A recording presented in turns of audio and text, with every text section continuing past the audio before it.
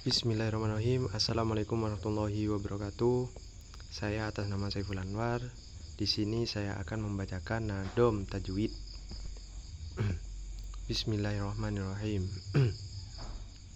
Alhamdulillahi wa sallama ala nabi khairi man qad alama Muhammadi wa alihi wa sahbihi ahli tuqa wa ahlil muta'abidi.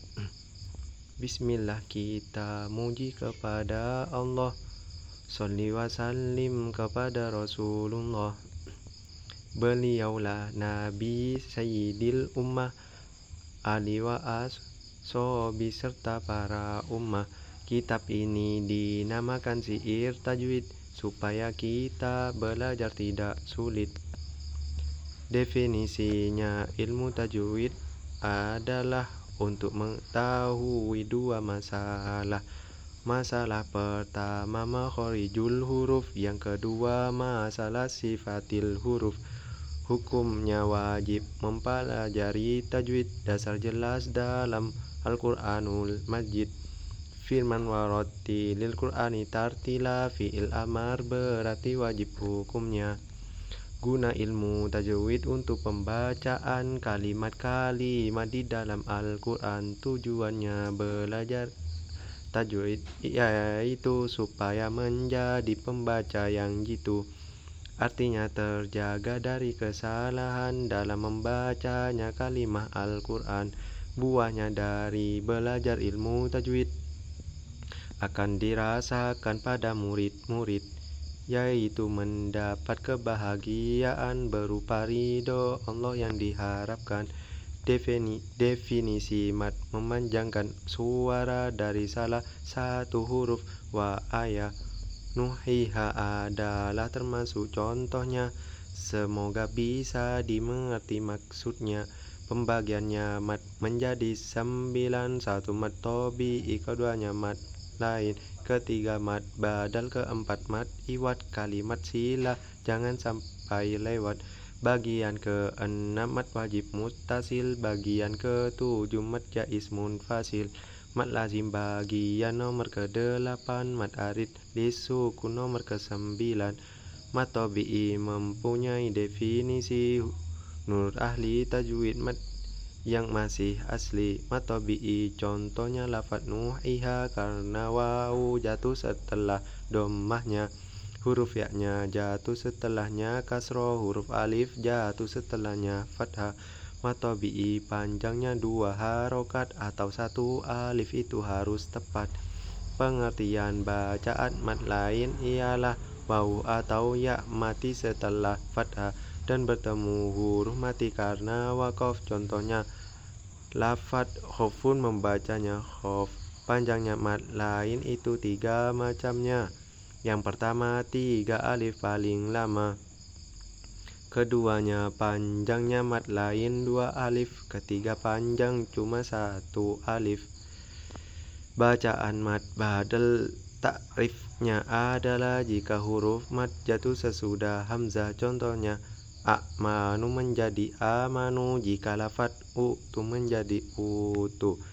Ketika i'mana menjadi imana. Ilmu shorof di tajwid juga berguna.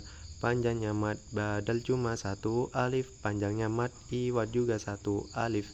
Jika tanwin isim mansub diwakofkan pada alif maka harus dipanjangkan. Dinamakan mat iwad yusron, bunyikan yusron, roknya panjang sebab diwakofkan.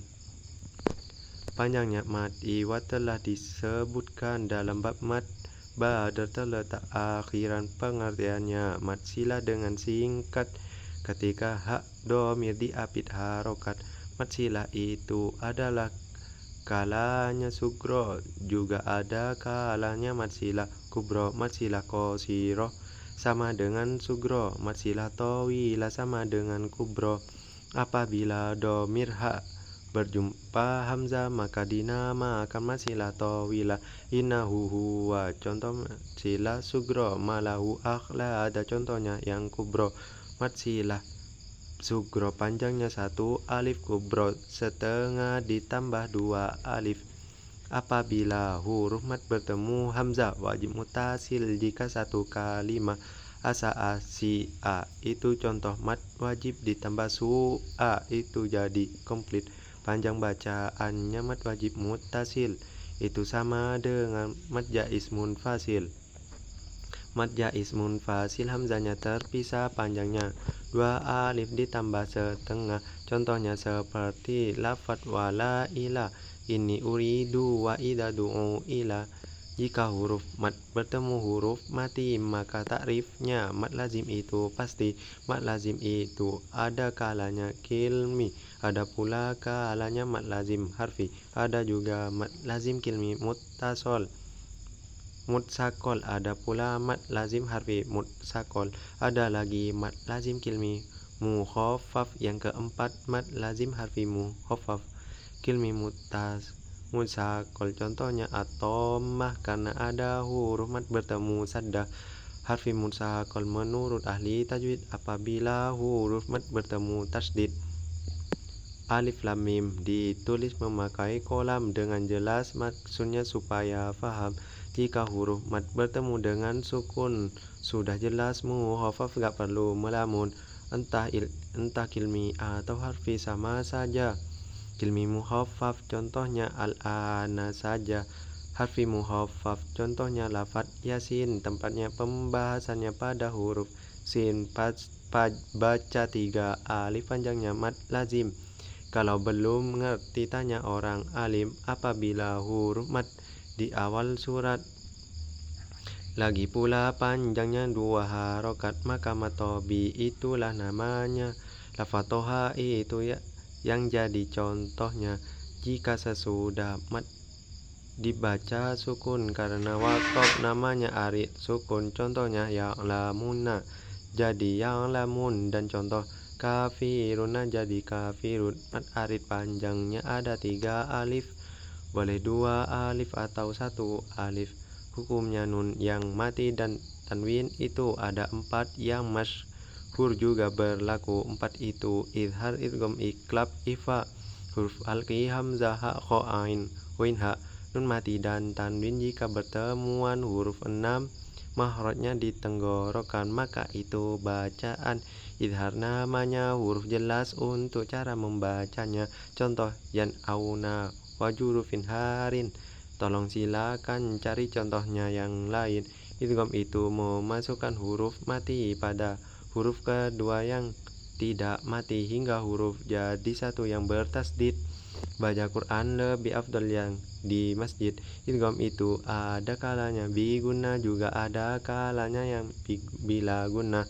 Nun mati dan tanwin ketika bertemu salah satu dari huruf lafaz yanmu itu harus dibaca idgham biguna asal tidak berkumpul satu kalimat. Contoh lafaz fi amadi mumaddadah yang tertulis di dalam surat Humazah. Jika satu kalimat dibaca idhar bikil matil, contohnya lafaz dunyaan.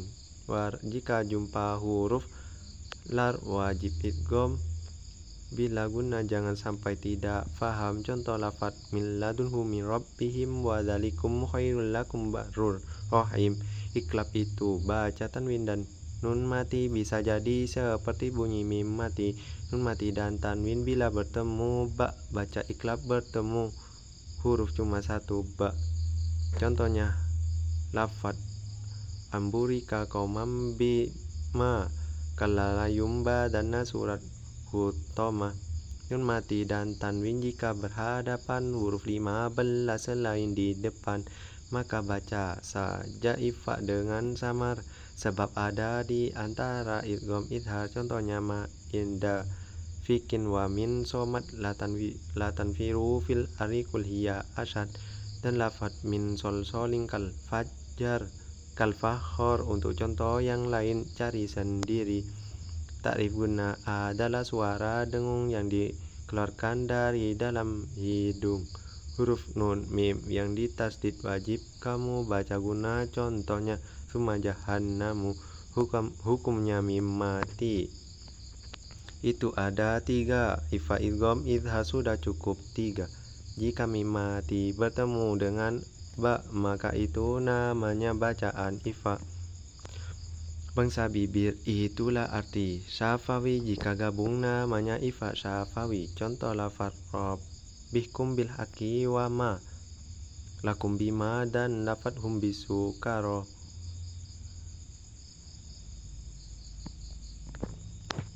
Mim mati jika bertemu sesamanya maka idgham shogir itu namanya.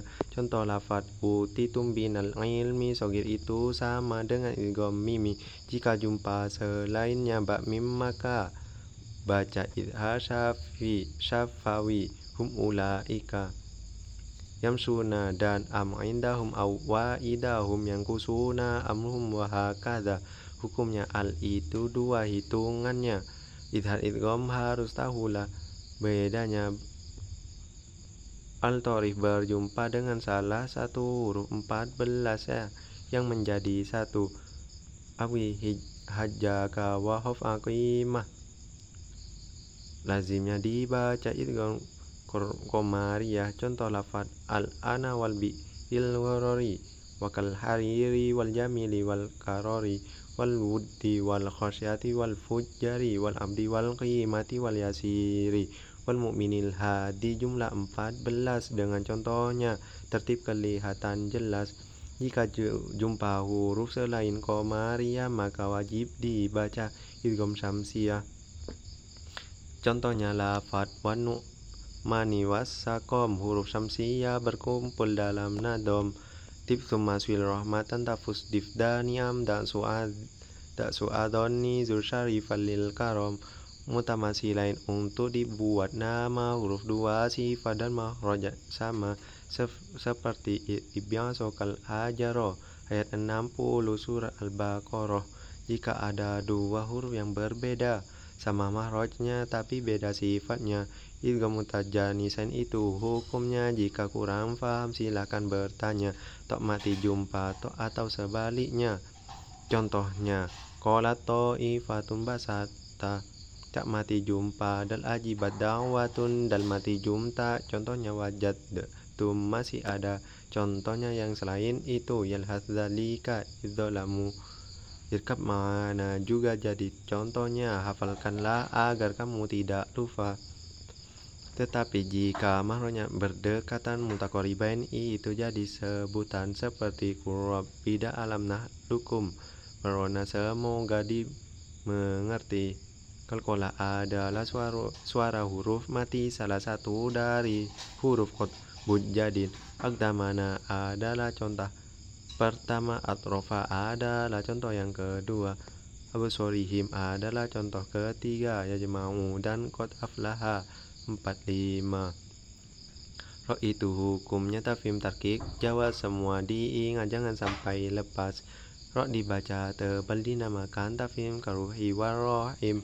Ada 5 tempat, yakni huruf ro berdoma atau fathah, kedua ro mati ba'da doma fathah. Contohnya lafaz wansurna atau Maryam. Contoh nomor 3 ijin wawir ham, yakni ro mati jatuh setelah kasroh yang tidak asli seperti dalam contoh yang keempat. Jika kasroh itu asli dan setelahnya ro harfu istilahi, huruf istilah itu juga sudah dirakit ada di dalam lafaz usondok tingkit. Syaratnya harus itilah tidak kasroh. Contoh kirtosin dan lafaz firqoh. Yang kelima ro mati karena berhenti. Lagi pula sebelum ro juga mati. Sebelumnya lagi berharokat fathah garis miring atau berharokat doma. Contoh lafaz watau sobri. Untuk contoh yang doma lafaz asyukur. Ro dibaca tipis dinamakan tarkik. Ada 4 tempat fahami yang tarkik. Yang pertama huruf ro dibaca kasroh. Lafaz ijalun itu yang jadi contoh. Yang kedua sama dengan yang keempat di bab tafhim, maka Anda harus cermat. Cuma bedanya pada huruf istilah. Untuk tarkik selain harfu istilah, contoh fir'auna dibaca tipis. Jika belum tepat silakan diservis. Yang ketiga qodirin dibaca sukun karena wakof sebelum ro juga sukun, tetapi yang bersukun harus huruf ya Sebelumnya kasroh cocok dengan ya. Apabila yang bersukun selain ya, maka nomor 4-nya gak perlu tanya. Contoh seperti lidihijri, mempunyai akal, maknanya dihijr. Ada dua tempat dibaca jawaz tarkik atau tafhim dihukumi bebas. Yang pertama ro mati diapit kasroh, contohnya firqin, bukan contohnya firqoh, yakni istilah yang berharokat kasroh, bukan istilah yang selain kasroh. Nomor 2, istilahnya itu mati di antara kasroh dan ro yang mati. Akan tetapi ro mati karena wakof baca misrun dinamakan wakof baca ta itu slop tanpa nafas. Ada 5 tempat huruf imam hafaz. Contohnya surat Mutaffifin, Balrona, Wakila Marrokin, Wamin Maqodina, Hadama dan wajan qayyima, itu di surat Kahfi ayat 2 dan 1. Baca Quran apabila sampai surat Duha sampai akhir dihukumi sunnah. Baca takbir sigotnya Allahu Akbar, yang artinya Allah itu Maha Akbar. Rawi jelas dan ubayini Ka'ab selai Anas langsung baca Ummul Kitab, dilanjut awal surat Al-Baqarah sampai 5 ayat surat Al-Baqarah. Punya akal, gunakan untuk berpikir. Apa benar limpat sebab minum bir? Akal limpat, jangan sampai kena afat. Cari selamat banyaklah baca sholawat untuk dasar mencapai ilmu yang nur, bisa ngerti dan pakai bacaan masyhur. Cukup di sini kami menyusun syair, disusun demangan desanya ke sili. Semoga Allah memberikan manfaat pada keseluruhannya para umat. Sholli wasallim pada Nabi Muhammad serta keluarga dan para sahabat. Diakhiri dengan mujibah pada Allah, puji syukur, ucapan alhamdulillah.